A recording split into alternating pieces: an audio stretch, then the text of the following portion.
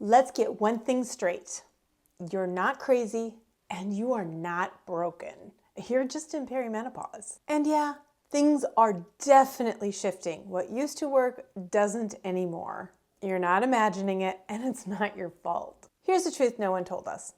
All the research out there on nutrition, on wellness, on fitness, it was done on men and applied to women. But here's the thing, we are not small men. And it's time we stop acting like all of the same rules apply. So if you're wondering why your energy's off, why your exercise doesn't hit the same, and why sleep is starting to feel like a competitive sport, this episode is your permission to stop guessing and figure out exactly what it is that you need to be doing. And this season is not about doing everything. It's about figuring out what it is you need, what works for you, and doing that, and making sure it fits into your lifestyle. I'm creating this resource for you because it's the one I wish I'd had a few years ago when I started to move into perimenopause, and I did a ton of research on what it is I needed to do, and I wanted to create something that I wish I'd had so that you have it. Be sure to grab a notebook because I'm going to give you a whole bevy of tangible tools that you can begin today. So if you're ready, let's get into it.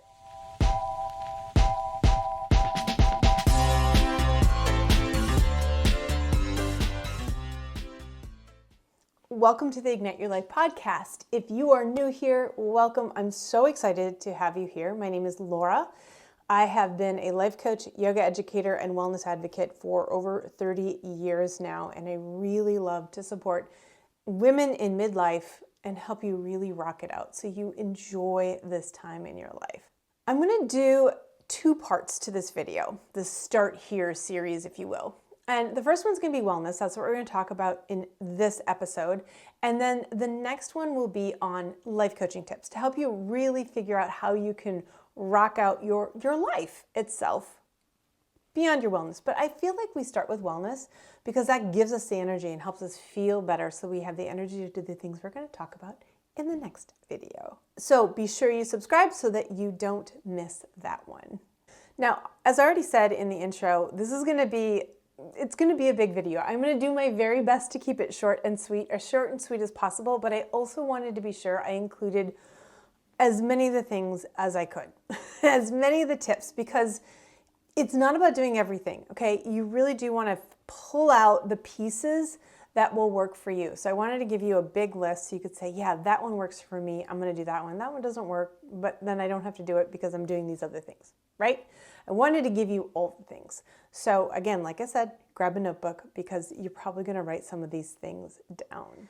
Let me preface this video by saying that I have been immersed, as I said, in the wellness world, if you will, for over 30 years now. In fact, at this point, I can say 40. I started when I was 15, and I have just dedicated my life to yoga, to helping people to feel better, to wellness topics. I got my master's in exercise physiology. Like, this is what I do. And when I hit perimenopause, I was so frustrated and lost because everything I learned wasn't working. And now that I know that's because everything I learned in graduate school was based on men, and men don't go through menopause, and that does change the rules a lot, that everything I learned wasn't applicable at all. And I really was frustrated, and I thought, I want to help other people not be as frustrated as I was. Now, that said, in some of the areas, and I will tell you, these are the areas where I know my education applies and go with it. Others, I'm going to share with you where to go for more information. I will give you the basics, but then I'm going to share the expert that you want to turn to get even more. So like I said, this is a really good start here place. The very first thing I want to get super clear for you is you really aren't crazy. And I literally thought I was. I thought it was like, what is wrong with me? What is wrong with my body? I am doing all the things I know to help with my sleep, my energy levels, my weight loss. I gained 20 pounds out of the blue, poof. And I even lost all the weight from both my pregnancies. I gained 80 pounds with both of my pregnancies. No, wait, I gained 70 pounds and lost 80 with both of them. Like, just nothing extreme. I am a very basic wellness person. I will not do anything extreme. I will not do extreme calorie restriction. any of that. I just was living my life, doing all my healthy habits, and I lost all the weight. In comes perimenopause, which hit during COVID, during a particularly stressful time in my family's life as well. We had COVID going on and then traumas going on with our children. And the weight just came, I just blew up. I felt like it happened in just a few months, although I couldn't tell you exactly because my outer life was so chaotic that I just wasn't paying attention, to be honest, with myself. But once we got past all of that, I could not lose the weight. And I was up every night for an hour, 2 hours, sometimes even 3 hours, not sleeping. I was exhausted during the day. The frustration, I know you know what I'm talking about. But again, I want to reassure you, you're not crazy. This is what happens. Things change. And there is so little research done on women in menopause. It is increasing. It is getting better. But my own gynecologist told me that in medical school, and she is about my age, so that was about 30 years ago, she took a 2-hour workshop on menopause during medical school, and she said all of that information is obsolete. But that's all she learned. And she said for the first 20 years, she was an OBGYN. She was a terrible OBGYN for women in menopause because she was basing all of her information for them on that 2-hour workshop, which isn't even accurate. So things have changed a lot. So there are places you can begin. That's what we're going to go over today. Now, as we go into this, there are 3 things I want you to keep in mind. The first one is, it's not about doing everything. It's about finding what works for you and fits into your lifestyle. I am not a big proponent of doing dramatic, huge things that shift everything that you're not enjoying, that you're not going to be able to sustain. Okay, we are looking at shifts that we can make that we can stick with for the rest of our life. Don't panic. These are good things. These are things that are going to help you feel good. Number 2, this is a marathon, not a sprint. I want you to think long term. I want you to be willing to do the marathon, okay? Just know it's going to help you even more. Those quick fixes, some of the things that we're going to talk about are going to be pretty quick for you, but for the most part, quick fixes don't last. They don't stick with you. So we are going to be in it for that long haul wellness foundation. Number 3, for each of the things, think in terms of 60 to 90 days to see if it really makes a difference. Like I said, it's a marathon. Sometimes it takes a while for the body to react. And as we go through them, I can share the ones that might take longer than others. But for the most part, you want to stick with it and let your body respond. So here's the outline. I'm first going to share with you step 1. This is where everyone should begin. You can decide if that's what you want to do, but it's the one I recommend for everyone. Then step 2 is actually going to be a 5-prong process. So there are 5 different areas you want to work on. And what I want to do is share all 5 with you, and then you decide where you want to begin. Everyone's different. I was going to say, some are easier than others, but it depends on who you are and what is easier for you to tackle versus another thing. Okay. Now I will say for you, the 5th one is the easiest one in my opinion to change pretty quickly, and I'll share why that is when we get to it. So we're going to do step 1, and then for everyone, step 2, you get 5 choices, and we'll go through all 5 and all the different things that you can do for each of those areas. Okay, before we get into it, I would really love to know, what is your greatest challenge with perimenopause or menopause? If you are postmenopausal, all of these things are definitely going to apply as well. So comment below and let me know, what is your greatest challenge? Step 1, and I think this is the most important step for everybody, is to find a doctor who is actually certified in menopause. So if you go to menopause.org, you can find a list of all the doctors in your area. You can search by zip code. Find one who is actually up to date on all of the current information, who can talk to you about possibly doing some hormone therapy. Now, it is not called hormone replacement therapy anymore. If a doctor is up to date, they call it menopausal hormone therapy, because you're not actually replacing the hormones you lose, because we lose estrogen and progesterone when we're in menopause. And the loss of these hormones cause all sorts of issues in the body, okay? And they are also, especially estrogen, is a protective hormone, which means it protects you against certain cancers, cardiovascular disease, other things. You want to talk to a doctor who actually is up to date on the research to find out if it's right for you. I'm not saying it's right for you. There are some people who it's not the appropriate action for, but find out from somebody who actually knows. I didn't think I was a candidate for it because my mom and my maternal grandmother had breast cancer. So I was told that I can't use hormones because of that. But then I learned from my menopause certified doctor that because my mother and my grandmother got breast cancer after menopause, there isn't a link, a family link, a genetic link for me, and I can absolutely take hormones. And I do. The benefit of hormones is they help protect you. Again, estrogen especially is a protective hormone, but it also helps with a lot of symptoms that are plaguing you. So hot flashes, which one are uncomfortable, but two disrupt your sleep issues, energy, brain fog, all like the list goes on. One of the things that I discovered, because I did choose to do a menopausal hormonal therapy, is my body aches were significantly reduced, which is really amazing. I didn't even realize I had them as much as I did until, because it was really fast. Like within a couple of hours of putting the estrogen patch on, I couldn't believe how good my body felt. It's like I didn't even really realize how bad it was. So find a doctor, talk to them about possibility of taking hormones. I also want to encourage you to follow Dr. Mary Haver Clark. She is a board certified, menopause certified OBGYN, and she does a great job of keeping people up to date on the menopause information that's out there, anything that's new that's released. She is fantastic, and she's really kind of a fun follow too. So I will link below to her. You can find her on all social media platforms, and I will also link to menopause.org. Step 2, this is where we're going to step out into 5 different branches. So we're going to look at 5 different areas where you can begin to make changes. And I'm not going to put them in any particular order, although the first one is definitely the start here if you don't know where to begin. And like I said before, the 5th one is the easiest one to change. So you can hop in wherever it is it feels right for you. Okay, and I'm going to share lots of ideas for each of them. And I'm also going to include some of the products from my brand partner, Young Living, that have made a huge difference for me. So if you are looking for products that can help, then definitely check those out.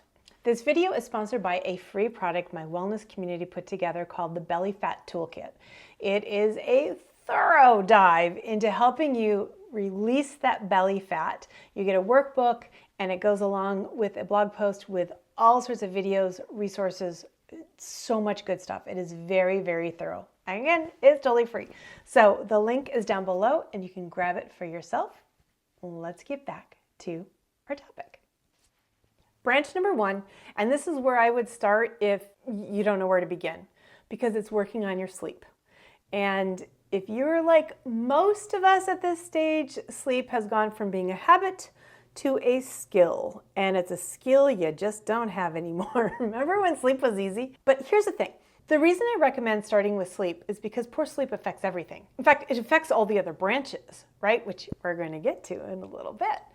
Deep sleep gives us energy. It helps with brain fog. It also is the time when our body regenerates. And in fact, what they're found is deep sleep is when the brain regenerates as well. So it's really good for our brain.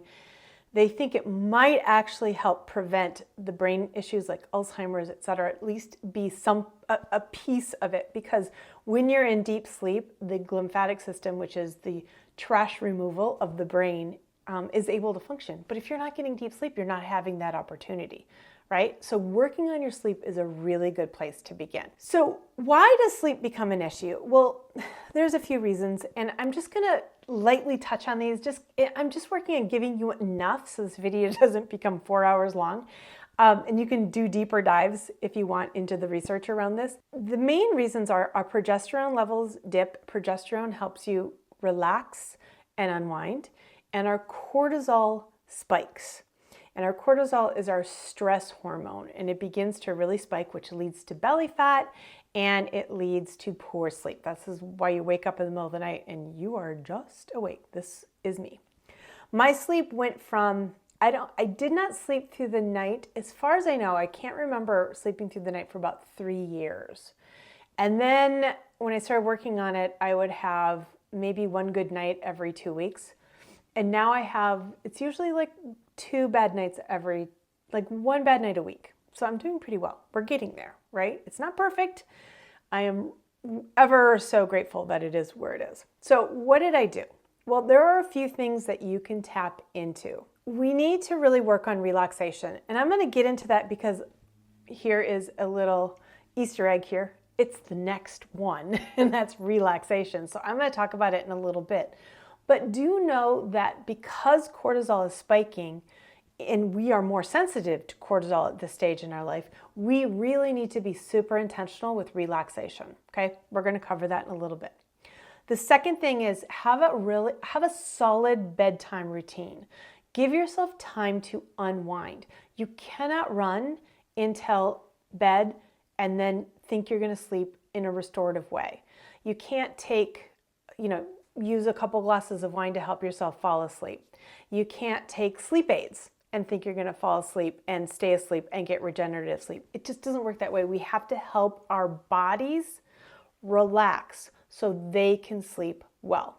What wine does is it actually keeps your stress levels high. You might fall asleep, stay asleep, but your stress levels remain high. You're not actually getting restorative sleep. I'm not saying don't drink any wine. I love a glass of wine. It has taken me about a year to figure out how I can incorporate wine into my life and have it not affect me. And I can talk about that. I can do a whole nother video on that if you want, just let me know. The next thing I recommend is to find your best sleep hours. Okay, so often what happens is we get naturally sleepy somewhere between 9 and 10:30. Everyone's a little different. It might be a little earlier, it might be a little bit later. We push through that, and that second wind that we get is actually an adrenaline rush, which is another stress hormone, okay? And then it makes it harder to fall asleep. So start paying attention to when you are naturally sleepy at night. And I've realized for me that it starts around 9:15, and if I stay up to 10:15, I am past it. Unless I'm really well rested, maybe I had a nap during the day or something, then it might be a little bit later, but usually it's pretty early in the evening, and I'm just working really hard. My husband is very supportive, which I'm very lucky for that, in helping me make sure that I am in bed, resting, and lights out for sure by 10. It really helps me get a better night's sleep. And I've also discovered I need to wake up by 6. If I sleep in, I get kind of groggy. So that's mine. I encourage you to find your best hours. It took a while to find it, but well worth it because it helps me have so much more energy and spark, especially in the morning. So let's talk sleep aids. Now, I already mentioned that sleep aids aren't ideal, but there are some that you can tap into. Okay, so most sleep aids aren't ideal because your body actually gets addicted to them. They help your body fall asleep, so your body is essentially forgetting how to fall asleep on its own. Instead, what we want to do is find supplements that help our body relax so that it falls asleep on its own. I hope that makes sense. So progesterone will help with that if you're choosing to do menopausal hormone therapy. It's really hard to change that. The second thing is magnesium. Magnesium is a really powerful relaxation tool. I use Super Magnesium from my brand partner, Young Living. I love it. It makes such a difference. There are nights I forget to take it, and in the middle of the night I'll wake up and say, I forgot to take it. That's when I notice, right? Another thing I take is Deep Night Essence, also from my brand partner, Young Living.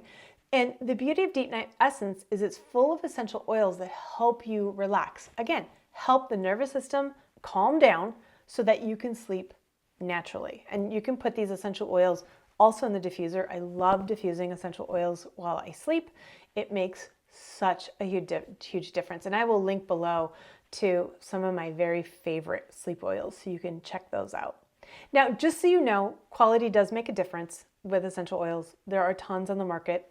And it's like anything, quality makes a difference. Strawberry Jello is not going to have the same quality as freshly picked organic strawberries, right? You don't think they're going to have the same quality. Well, the same range occurs with essential oils. So you're not going to get the same benefits from a cheap oil. That's why I use Young Living, and that's why I love them. We're on branch number 2, which I already mentioned earlier, and this is relaxation. So as I mentioned, we get more sensitive to cortisol, and that leads to belly fat and affected sleep. It also affects our mood, so many things, and we really need to focus on learning how to relax better. Now, I've been a yoga teacher for about 35 years now, and I'm laughing because I feel a little sheepish because I didn't realize I was not relaxing. And here's the irony. I wrote my master's thesis on stress. Like, I am really a stress expert, and I wasn't doing it for myself. One of the things that I teach is that feeling stressed versus relaxed, okay, that is part of your autonomic nervous system, okay, and it's relative. Now, stick with me here. Truly, physiologically, a relaxation is when your parasympathetic nervous system is in dominance rather than your sympathetic nervous system, which is your stress response. And it is essentially like a scale, one of those balance scales, okay? Both systems are always functioning. So you have parasympathetic, you have sympathetic, both part of your autonomic nervous system. It's just two branches of that system, right? And it's whichever one is in dominance is what you're feeling, okay? And here's the thing. Parasympathetic dominance is true relaxation. That is when you are actually in relaxation. The problem is most of us live in sympathetic dominance. Most of us are stressed out 100% of the time. Not quite, but close. And what happens is, so if you imagine your stress on a scale of 1 to 10, and you're experiencing, and maybe relaxation for you, parasympathetic might be like a 3. That's when you're really, really physiologically relaxing, right? If you're experiencing a life experience where you're an 8, your stress is really, really high, maybe a 10. I mean, I went through, during COVID, I used to say on a scale of 1 to 10, I was a 12 for about 9 months, and it was. But if you're a 10 and you get down to 8, you're gonna feel relaxed, right? You're gonna say, God, this feels so much better. But you are far from physiologically relaxed. Just compared to a 10, an 8 feels a lot better. And this is where people get stuck. I have a watch. It is a Lily Garmin watch. I love it. I will link below to it. It is not an affiliate link. I tried to get an affiliate link. I've sold so many of these watches. They don't do affiliates. And the thing with this watch is it actually measures this. So I know when I'm actually in parasympathetic dominance, and I had no idea I wasn't most of the time. It was very illuminating. And I know when I'm in parasympathetic, it's like, okay, I recognize that back when, right? Like when I was doing restorative yoga or something, like I really get relaxed. It's like, God, it feels good. But I didn't realize that 8 on a scale of 1 to 10 wasn't always relaxed, even though I told people about this. Yeah, don't always practice what you preach, right? So we have to learn how to stimulate the parasympathetic nervous system. This is one of the most important things that we can do at this stage in our life, and to honor it and to know that a glass of wine is not going to do it. That's actually just numbing you, okay? It's taking you from a 10, sometimes to an 11 when you have a glass of wine. You might feel relaxed, but you are not physiologically relaxed. And in fact, you are really stimulated. Vegging in front of the TV doesn't help us to relax. You might feel numb, but it's not helping you physiologically relax. You have to do things with intention to help yourself relax. So what do you need to do? Well, there are super simple things that you can do. Absolutely. Yoga really helps. Just gentle stretching, and I'm not talking power yoga, I am just talking gentle stretching, getting rid of some of that tension in the body helps you relax. Now with yoga, especially restorative yoga, is incredibly powerful because it really helps you relax and unwind. And I have some restorative yoga videos on my YouTube channel. I will link to them below. I also teach a live virtual, via Zoom, restorative yoga class every month. So I will link to my schedule down there so you can check that out for yourself. As for a quick yoga pose that you can do that's fantastic is just putting your feet up the wall. This is super easy way to shift into relaxation. It's actually a physiological response by your body to relax. You have a baroreceptor around your carotid artery in the neck, and anytime it feels an influx of blood pressure, it wants to protect your brain, so it lowers your blood pressure, lowers your heart rate, brings you into relaxation. So as long as you don't have high blood pressure, don't have any issues with your eyes having extra pressure in them, like if you have a detached retina or something like that, you can put your feet up. And I sometimes just put my feet up on a chair, on the bed. I definitely do this one before bed though. This is something that I do every night just before I finish everything, right? It's the last thing I do, put my feet up, and then to help myself relax, and then I crawl into bed. Another thing you can do is work on your vagus nerve. Your vagus nerve stimulates the relaxation response.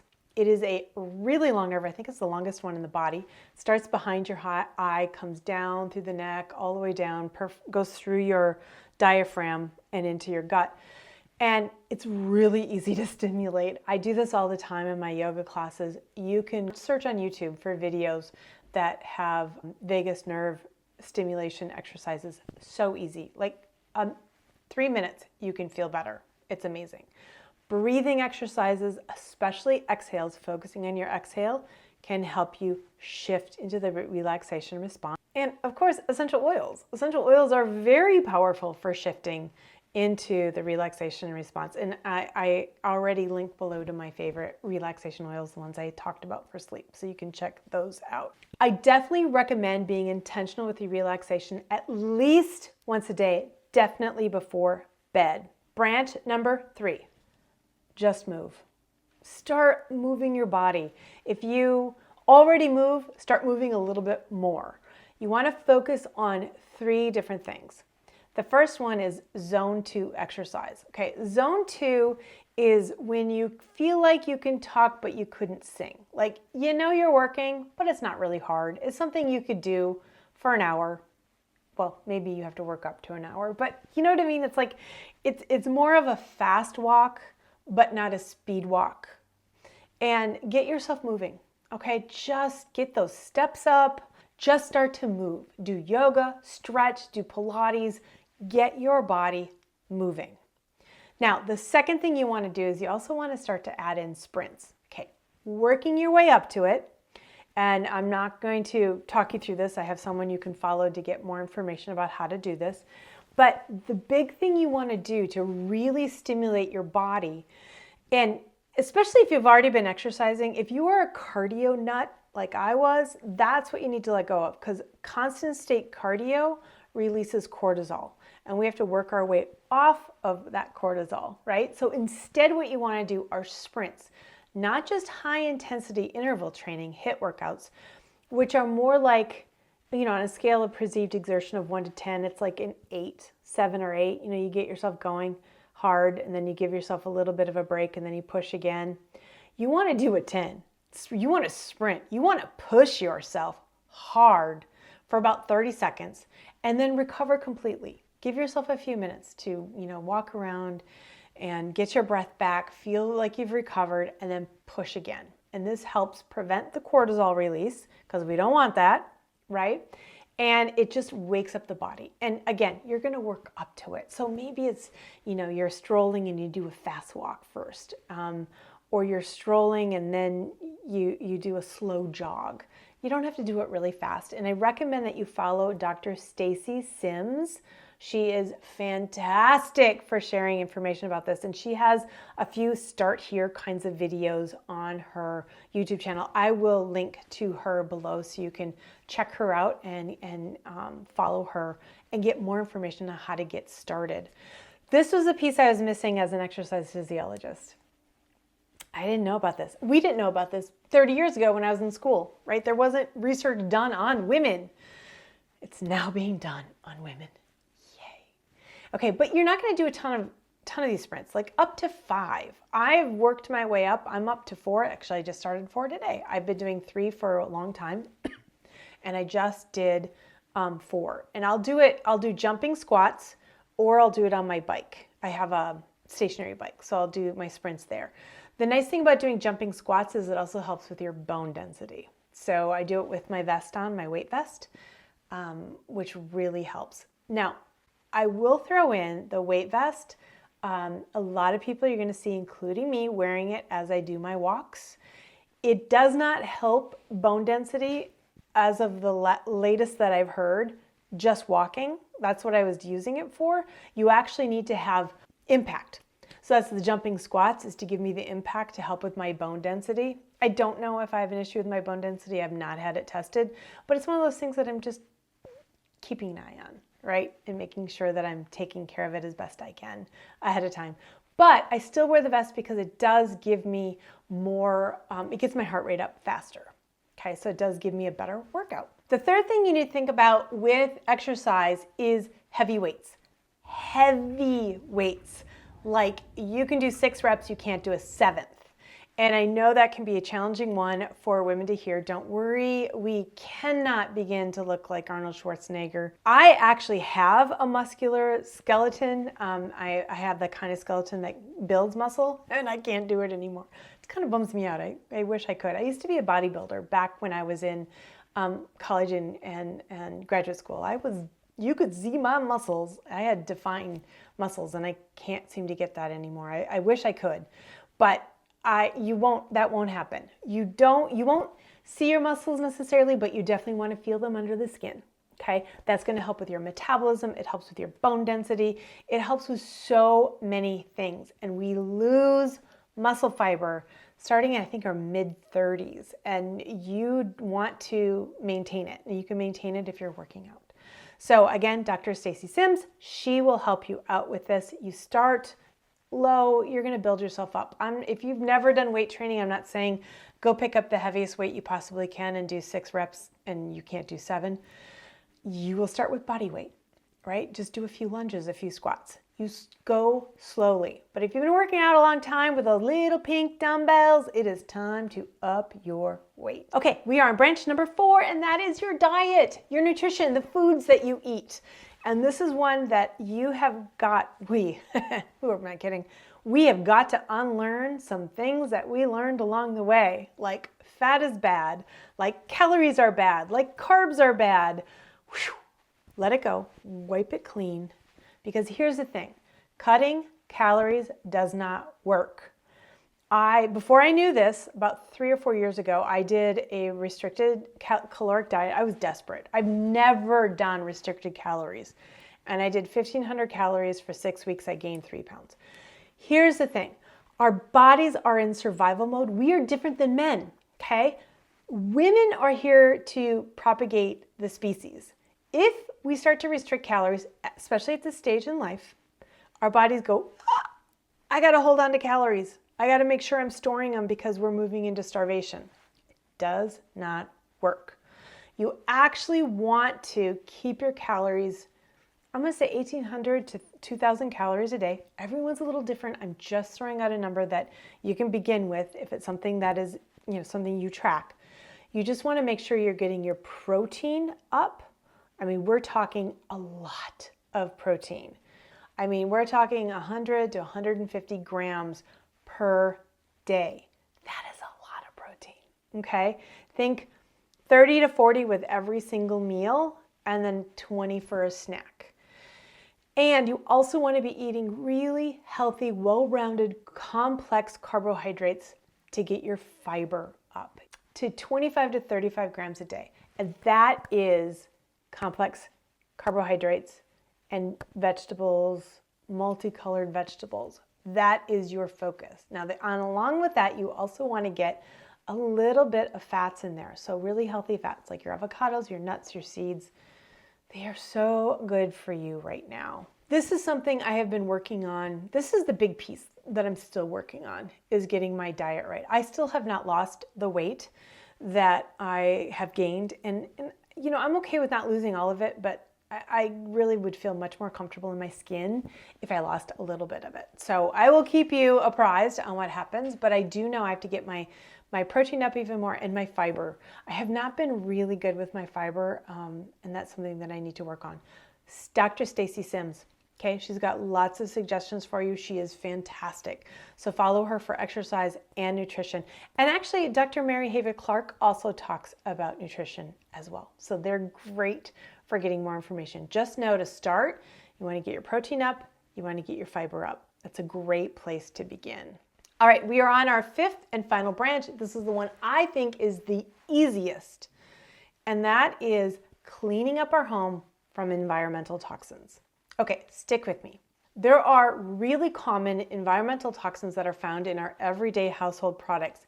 And I will add, here in the US. If you are in another country, I'm so excited for you and happy for you because you're protected. Most other countries are protected significantly more than we are here in the US. So we just need to be careful because these common toxins found in our cleaners, our personal care products, our soap, our shampoo, our cosmetics, these are things that have been shown to affect our endocrine system. So our hormones, they are hormone disruptors, affect our bone density. Those are the two biggies that affect us right at this stage.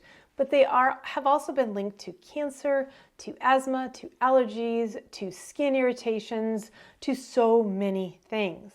And here's why I think it's the easiest thing. All the other things we need to work on mean we have to figure out a new way to cook. We have to figure out where we're going to exercise, how we're going to exercise. We have to figure things out. We have to start new habits. You already clean your toilets. You already brush your teeth. You already wash your dishes. All you need to do is find a cleaner product, right? Like that you can do.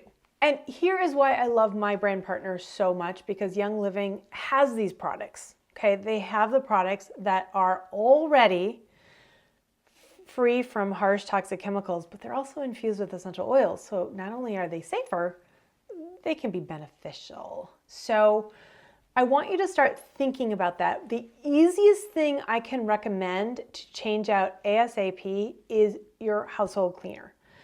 All of them.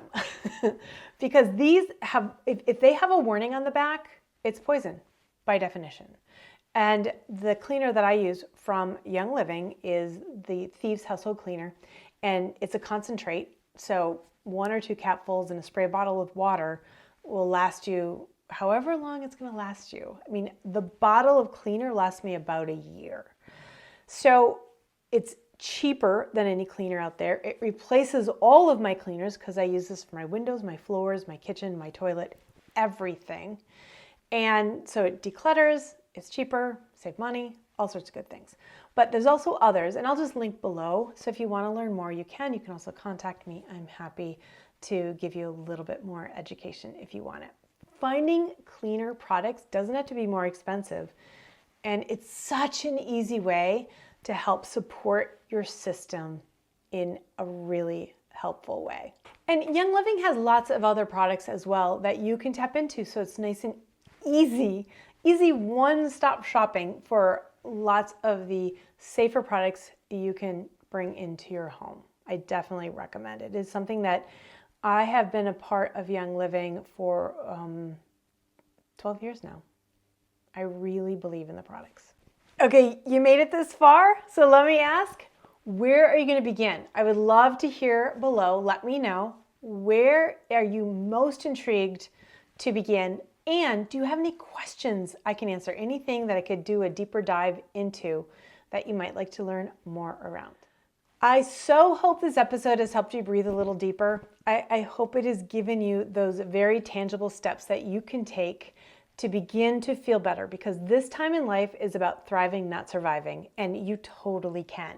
I recommend you start small, choose 1 or 2 of the things, and really give it time to take effect. Now, there are certain things like zone 2 exercise where you're going to start feeling better after a couple of days. You probably even start sleeping better. Your energy will be better.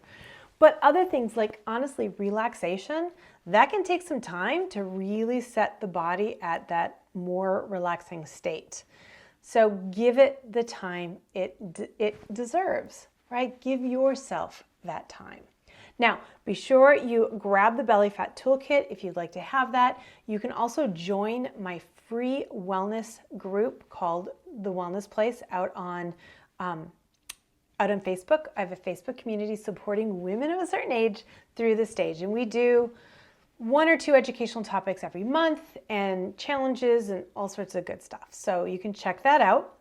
And definitely stay tuned, because the next video I'm going to be releasing is going to be Start Here on life coaching tips to help you manifest the second half of life that you really, really want. So that's coming out next. All right, thanks for joining me. We'll see you in the next video.